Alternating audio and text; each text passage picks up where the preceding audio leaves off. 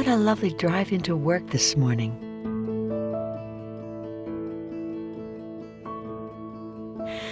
Okay, a quick trip to the staff room, and then I'd better get straight to Agnes's room. Agnes was raised on a farm, so she likes to get up at the crack of dawn. She needs a little help getting out of bed and into the bathroom to get ready. We always have to be quiet, though. Her roommate likes to sleep in, so we do our best not to disturb her. Now, John has only been with us for 2 months, and I'm pleasantly surprised at how quickly he adjusted and feels at home. He's a very chatty fella, although he is a bit confused.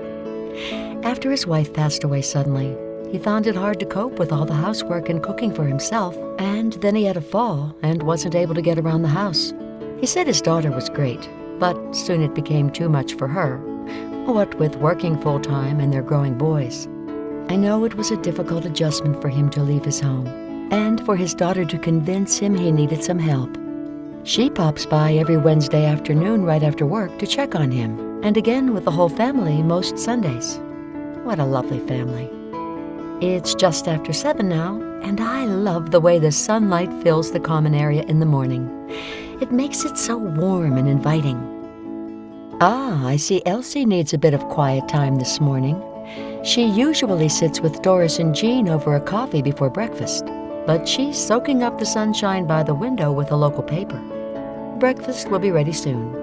Best see if June needs help getting to the dining room. The chatter dies down fairly fast once breakfast is served.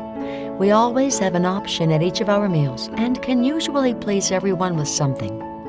Oh, it's Wednesday. The gardening club are meeting today. I'll go get Earl his gardening gloves and hat. Earl loves gardening. He was telling me how he and his wife would grow row upon row of vegetables in their back garden.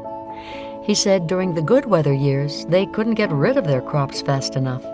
The planting beds are all raised and on wheels. This makes such a difference. Most of our gardeners can no longer kneel for any length of time, or at all. Oh my goodness, it's almost lunchtime, and I haven't noticed the time fly by. Florence will need help getting ready for lunch, and then her afternoon visit with Max. She loves the pet therapy program we have here. I think we all do. She always had dogs in her house, giant poodles. They're the best family dog, she told me. Max is a golden retriever, and he's the gentlest dog I've ever seen. Oh, and I also need to get Hilda to the hairdressers for her wash and blow-dry appointment. I just love hearing the residents' stories. They come from all walks of life.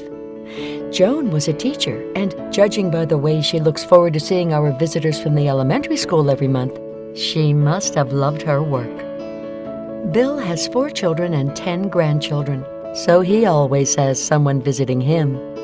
And Gloria is new and a little withdrawn, but I can see her starting to come out of her shell. We're all working hard to help her adjust. It seems to be working, slowly but surely. She's now a member of our baking club. When the club gets together, the aroma fills the whole home. Apple pie, cookies, bread. Yummy. At Christmas time, they bake a lot of goodies preparing for our annual bazaar. David has a scheduled session in the snoozlin room. He can sometimes get very agitated, confused, and upset, and bringing him in here helps to keep him relaxed and has a positive impact on our residents with dementia. Howard from the 2nd floor suffers from Alzheimer's, and his lovely wife Liz visits him every day. It's so sad for me to see that he doesn't seem to respond to her very much. He has barely smiled in over a year. We had a photographer come in to take photos of our home and some of the residents. He saw Howard and went over to him and asked if he could take some photos. Not responding, Liz was with him and said it would be okay. While he was taking the photos, Howard started to smile. Oh, the look of joy on Liz's face. I'll never forget that image. She turned to the photographer and said, "He always was a poser." As I said, so many stories. Goodness, lots going on today. It's bingo later this afternoon. Always a hit with the residents, and some take it quite seriously, although I always hear lots of laughter too. Dinner was a hit again this evening. It's great to see Ruth enjoy her meal.